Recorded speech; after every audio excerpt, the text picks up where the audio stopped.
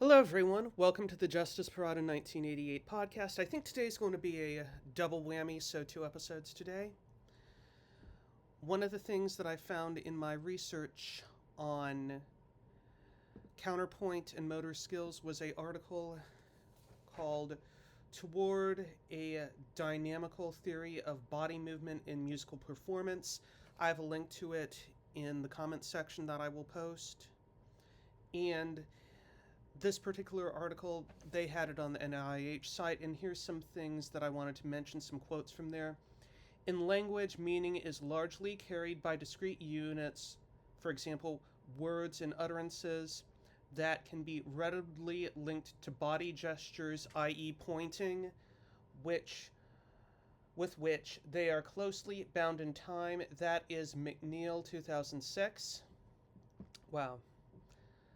The next one, in order to perform, a musician must interpret the musical structure, organizing the notes provided in the score in terms of phrasing, rhythm, meter, melodic contour, and so on. The musician expresses this understanding through nuances of time, articulation, dynamics, and timbre. Clark, 1989, 1995, Kendall and Carteret, 1990, Palmer, 1997.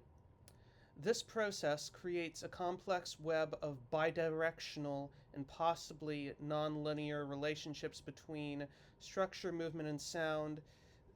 This is very close to the Jessie Montgomery quote that I was talking about in the last video. We will get to that after I finish the next quote.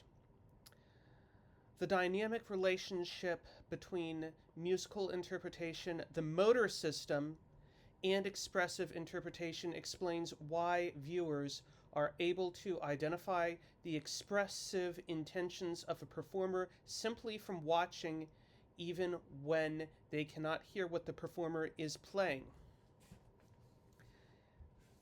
Just to review again, here's the portion from Alice Hong's dissertation with a quote from Jessie Montgomery. Here it is as follows. Miss Montgomery strongly believes that music is a physical form that should be physically played, physically created, and physically reacted to. This advocates the notion that composers should have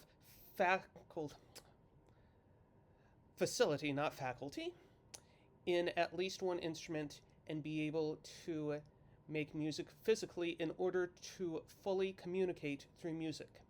Without this performance background, their music making comes from a purely cerebral point of view. So to distill that, being a composer means that you are telling the performer what to do at the instrument physically with their hands. And in the case of the organist, hands and feet. Also, you could add the feet to pianist too. Wow. Thank you, and see you in the next video.